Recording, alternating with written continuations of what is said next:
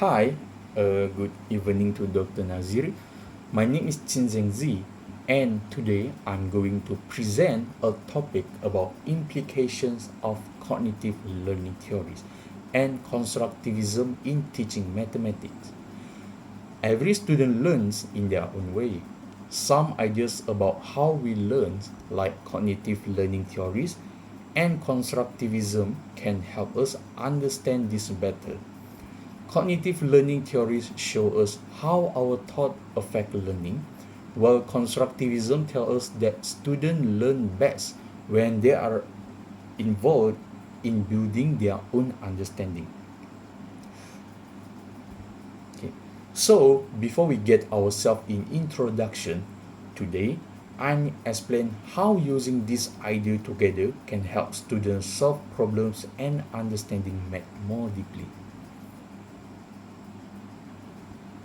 Cognitive learning theory overview. The first one, metacognition, refer to thinking about thinking, where learners reflect on their own thought process to enhance understanding and retention. Okay, for example, there's the student who named Sarah. She reflecting on her study process by assessing her understanding of topic and monitoring her comprehension during study season, and also adjusting her strategy for future learning or for the learning, and of course ultimately enhancing her retention and effectiveness. So the second one, social cognitive theory. This sub-theory explore how social interaction influence cognitive process. It posits that learning occurs through observation and imitation, as well as through the interplay of personal, behavior, and environment factor. Which means social cognitive theory is when a new employee, and this the example they have give that not in the school, which means a new employee watch a co-worker get in trouble for being late. This observation helps the new employee decide to always arrive on time. That which means is showing how learning happens through just watching other and their experience. Okay, the last one, cognitive behavior theory. This aspect focus on how true influence behavior and learning outcomes, suggesting that an individual's mindset can significantly affect their learning capability. Okay, I'm going to give an example of cognitive behavior theory, which is a student who thinks they are bad at math because of their belief, because of the belief they're already bad at math. They started to avoid studying and started to do poorly for the homework that's given by teacher. If if the opposite way, if the student can change their mindset to believe they can improve, they will study more and start ask for help, leading to a better result. Okay, the next one we start with the theory, which is James Piaget's theory. Piaget, which born is 1896 until 1980, and he is best known for his theory for cognitive development, which he divided into 4 stages. Okay, the first one, sensory motor stage, which is begin in 0 until 2 years. In this stage, knowledge is gained through scenery, experience, and physical interactions.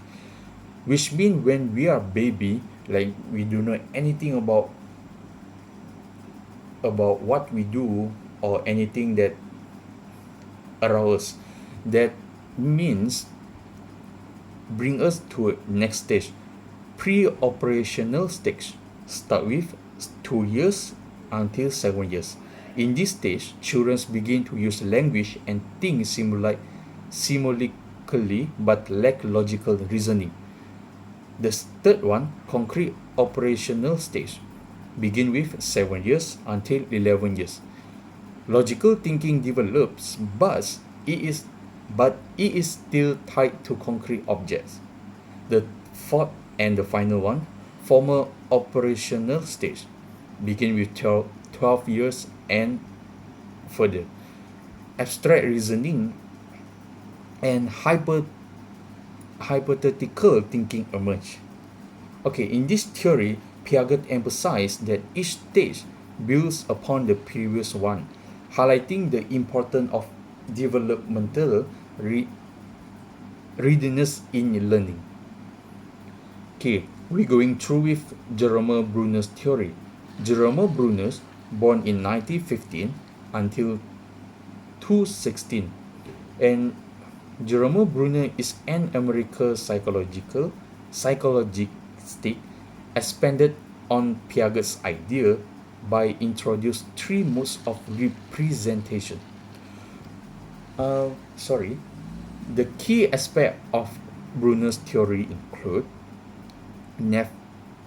native representations, learning through action, iconic representation, which mean learning through image, and the last one, symbolic representation, which mean learning through language. Okay, right now we already arrived constructivism. What is constructivism? Constructivism is a base educational theory rooted in the ideas of both Piaget and Bruner. It asserts that knowledge is actively constructed rather than passively absorbed, and learning is a contextual process influenced by social interaction. And the last one, students should be encouraged to take control of their own learning journeys. Okay, which lead us to how and which important of these theories in mathematical education. Mathematics education, sorry. Encouragement of critical thinking. Cognitive theories promote critical thinking by allowing students to analyze problems and reflect on their strategies, essential of effective problem solving in mathematics. Okay, the next one, cognitive learning theories in mathematics. We start with Piaget's stage of cognitive development. Tailoring math instruction. The first one, sensorimotor. Use hands-on activities. For example, blocks for counting. Use block and we can using for counting. The next stage, pre-operational. In operational visual aids and storytelling for concept understanding, because in this age, which is the age of 2 until 7 years, which means children being to use language and they are thinking. Okay, so when children already arrive, children already reach in this stage, we usually going to use storytelling because they will be more focused, depends on we teach them face to face. So the third one, concrete operational, focus on real world problem solving with manipulative. The last one, formal operational, which means 12 years and above. Shift towards abstract concepts like algebra, encourage hypothesis testing. The next one, implications of instructional strategy. Developmentally, appropriation practice. Design learning that match students' cognitive ability at each stage. Peer interaction. Foster collaborative activities to enhance logical reasoning. The last one, assessment of readiness. Regular assessments help identify students' stage, allowing for tailored teaching method. By applying Piaget's theory, educator can create effective math introduction that allies elegance with children's cognitive development, enhance learning outcomes. Okay, and this the video that I'm going to show you, which is Piaget's theory of cognitive learning. Jean Piaget, a Swiss psychologist, is known for his theory of cognitive development, pictured here. Piaget proposed that children progress through specific stages of cognitive growth, each characterized by unique abilities and ways of understanding the world. His model suggests that the development of thinking, reasoning, and problem-solving abilities follow a particular sequence, from birth to adolescence. Let's explore each of these stages in detail. The first stage of Piaget's theory is the sensory-motor stage, extending from birth to about 2 years. This stage is about learning through sensory experiences and manipulating objects. A key achievement in this stage is object permanence. This is the understanding that objects continue to exist even when they can't be seen. Another key achievement is the development of motor skills such as crawling and walking. This enables physical interaction with the environment. Next is the pre-operational stage, which lasts from approximately 2 to 7 years of age. Here, children start to engage in symbolic play and can manipulate symbols, which is a big leap forward in cognition. However, they're still limited by egocentrism, difficulty in viewing things from another's perspective, and have a not yet fully developed logic, struggling with understanding principles like conservation. The third stage is the concrete operational stage, spanning from about 7 to 11 years. At this stage, children start to think more logically about concrete events. They can now understand conservation, reversibility, and cause and effect, and they can classify objects into different sets. However, their thinking is still tied to concrete, tangible objects and experiences. The last stage, beginning around age 12 and continuing into adulthood, is the formal operational stage. By this point, individuals can think abstractly and hypothetically. They can reason, deduce consequences, and engage in problem solving by systematically testing hypotheses. This allows for more complex understanding and reasoning about moral, ethical, social, and political issues, marking the pinnacle of cognitive development. Piaget's theory is by no means perfect. In fact, it has been widely criticized, especially by social psychologist Lev Vygotsky. To continue your journey in educational theory and develop a deeper understanding. Okay, we're going through the next slide. Brunner's modes of representations. Concrete, pictorial, abstract, CAP, approach based on Brunner's modes of representation. Okay, about concrete stage, the definition of concrete stage, students use physical objects to explore mathematical concept, which means students going to use object. Don't count about like block, they're going to count with block, or we're going to use any object that's around us. Okay, for example, using blocks or counters to perform addition and subtraction.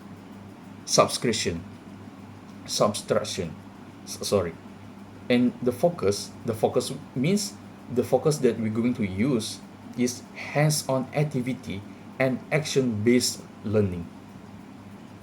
The next one is pictorial stage. The definition of pictorial stage is learners represent their understanding through drawings or visual models. For example, sketching a diagram or using bar models to despite the problems. And the focus of pictorial stage is visualization of relationship and processes. And the next one, abstract stage. The definition of abstract stage, students use symbols and numbers to represent concepts without physical aids. For example, solving equation using mathematical notation, writing the notation like 1 per 2 plus 1 4 equal to 3 4.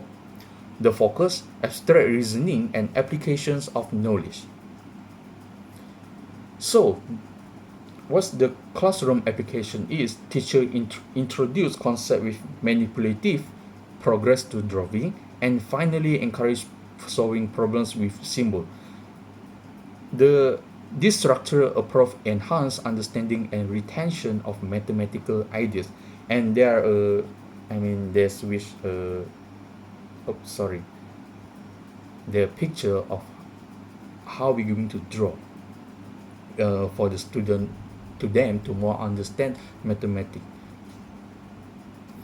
Okay, hands-on activities. Incorporating hands-on activities and multiple representations in math instruction can significantly enhance student understanding and engagement. So what's the benefits? What the benefits of hands-on activity? The engagement. Students are more motivated when they involve themselves in learning through manipulative like blocks, counters, or geometry shapes. The next one, retention. Physical interaction with math concept, for example, measuring and building, helps students remember and apply what they are learning. Okay, problem solving.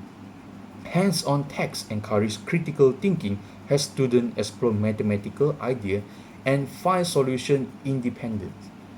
For example, using base 10 blocks to understanding place value. Cons- Conducting measurements activities using rulers and skill to get concepts to leads and weight. The next one, multiple representations in math. Scaffolding understanding, different representation, for example, like visual symbols, verbal explanations, help students transition from concrete to abstract thinking. Diverse learning style, catering to various learning preference ensure all students can grasp mathematical concept effective. The last one, facilitating connection, showing relationship between different form, for example, grapes, equation, tables, depends comprehension and application. So there are a few examples. Illustration, a linear equation with a graph, a table of value, and a algebra expression. Using visual model like error models alongside numerous numerical calculation to its multiplication. The next one, constructivism in mathematic education. Sorry. Constructivism emphasizes the active role of learning in building their own understanding of mathematical concept. Below are its key principle and practical application. The key principle, active knowledge construction, student active construct knowledge through experience rather than passively receiving information. Eliciting pure knowledge. Learning begins by activating students' existing knowledge through discussion, pretest, or collaborative activity. Creative cognitive dissonance. Challenging problems that conflict with students' current understanding encourage them to revise their thinking and integrate new information. The next one, collaborative learning. Social interaction among students enhance understanding as their share in verse, perspective, and problem-solving strategy. The last one, feedback and reflection. Continuous feedback and opportunity for reflection helps students assess their learning process and outcomes. The next one, practical application. Problem-based learning assign real-world problem that requires creative application of mathematical concepts, fostering collaboration and exploration. Scaffolding. Teacher provides support that guides students through independence problem solving without giving direct answer. The next one, integration of technology. Use interactive tools to enhance exploration and engagement with mathematical concept. The last one, assessment as learning. Employ formative assessments to argues understanding and encourage self-assessment, making assessment integral to the learning process. Next one, technology integration in constructivist learning. Enhance engagement, collaborative, and personalized experience Here are the key tools that support this approach. The first one, interactive whiteboards, which mean IWBS. Engagement. IWBS capture attention with dynamic contact and promoting participation. The next one, collaboration. They facilitate group work and discuss, essential for social interaction, which means the student will be have communicating with each other. The last one, multimedia, support various media formats to make concepts more accessible. The next one, educational software, presentation tool, program like PowerPoint and Smart Notebook create engagement lessons. Concept mapping, tools such as inspiration help students visualize relationship between ideas. Discussing platform, online forums and wikis encourage collaborative learning. And online resource, information access, education website provide a resource for self-paced and exploration. Interactive module, simulation and game offer hands-on experience to reinforce learning. And this is a video how to use tech to teach math, and I'm going to show to you. Hello, my name is Kelly McCown. I'm the teacher, author, and owner of Teaching Math and More LLC. Today on the Teaching Math and More channel, we're talking all about how to use tech to teach math for understanding. Why use tech in math? Technology can be beneficial when it helps aid instruction for students. Technology that fosters deep mathematical thinking, when used appropriately, can be effective in the math classroom. Research indicates that math apps and websites that focus on math learning with the use of virtual manipulatives are highly effective, and in some cases, more efficient than physical manipulatives. Let's look at 5 different tech apps you can use in your classroom. Number 1, Desmos. There are many math tools you can use in Desmos, including the graphing calculator, scientific calculator, 4-function calculator, test practice, matrix calculator, and the geometry tool. While TI calculators are still useful when working in higher math classes like trig or calculus, Desmos is an online graphic calculator that can do everything a $100 TI calculator can do and more. Plus, it's free. If you are teaching in a one-to-one classroom, the Desmos team has an excellent job in bringing math education into the 21st century. Desmos has created an activity builder that teachers can use to build interactive lessons that students can do on their own. What's more, they've curated a comprehensive library of lessons that are free for teachers to use. So check out teacher.desmos.com to create your own activities or use some of the feature lessons already done. Number 2, GeoGebra. GeoGebra is very similar to Desmos in that it harnesses the computing power of classroom devices, like tablets or Chromebooks, to do things. GeoGebra is a program that you can run in web browser or a standalone app that you can use to demonstrate math concepts and graphical representations. There's a library of over 400,000 plus lessons you can search from, and you shouldn't have much problem finding a lesson to choose from there. There are so many. There are a lot of great examples in the GeoGebra library that you can project onto the front of your classroom if you're not a one-to-one classroom. They're available in multiple versions, a web app for all modern browsers and downloadable versions for specific operating systems and devices, such as Apple iOS for iPad. You can access these free apps on mathlearningcenter.org/apps. The Math Learning Center, for example, provides several manipulative options such as RenRex, geoboards, number lines, and number frames. Apps and websites that provide these types of virtual tools are easy to use, support students with conceptual understanding, and increase student access to math tools. You can use these apps to review number sense, vocabulary, fractions, and much more. Check out all the apps you can use in your classroom too. Number 4, Explain Everything. This is a content-neutral technology that includes tools such as virtual whiteboards, handheld clickers, and student collaboration apps. Virtual whiteboard and websites such as Explain Everything promote self-reflection, enable students to make their learning visible, and share and connect ideas, and have been linked with high-level student thinking and teacher questioning. Check out explaineverything.com to see everything you can use. And last but not least, number 5, Kahoot. Kahoot will easily be the most popular learning tool you use with your students. Why? Well, because Kahoot is a powerful educational tool backed by a lot of good research. And it is very addicting game format that your students can play as an entire class. The basic premise for Kahoot is simple. Teachers create a series of multiple choice questions that are projected on a screen while the students answer those multiple choice questions on their own devices.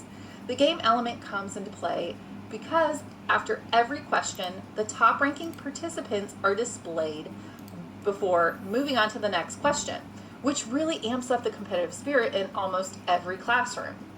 One of the really great things too about Kahoot is that it is extremely easy to set up and students do not need to create an account to participate. All they have to do.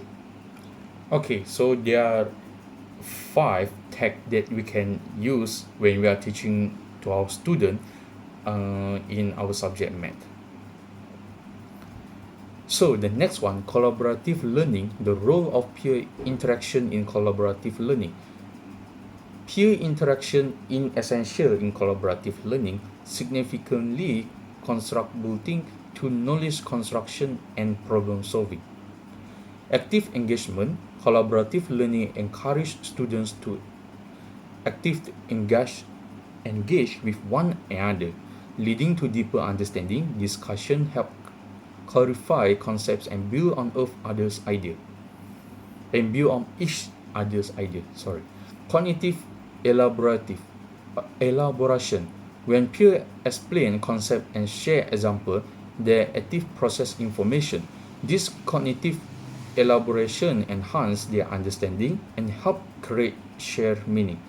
And diverse perspective. Engage engage with different viewpoints, challenge existing beliefs, and foster critical thinking. Exposure to diverse opinions enriches students' understanding and prepare them for real-world problem solving. The next one, motivation and support. Peer support create a positive learning environment, increasing motivation and encourage participation. And students are more likely to take risks when they are feel supported by their peer, which means teacher. Developments of social skills. Collaborative setting enhance essential social skills such as communication, teamwork, and leadership, which are vital for effective problem solving in academic and professional contexts. So, as conclusions, and we're going to make a little bit summarize of key points. Cognitive theories and constructivism significantly enhance math teaching through active learning, emphasizing hands-on activity and problem solving for deeper engagement. Social interaction, fostering peer collaboration to enhance understanding and critical thinking. Pure knowledge, building on students' existing knowledge to connect new concepts. Personalized learning, tailoring instruction to meet diverse student need for better retention. The last one, real-world application, using relevant problems to make math more meaningful and applicable. And that's all from me. Thank you.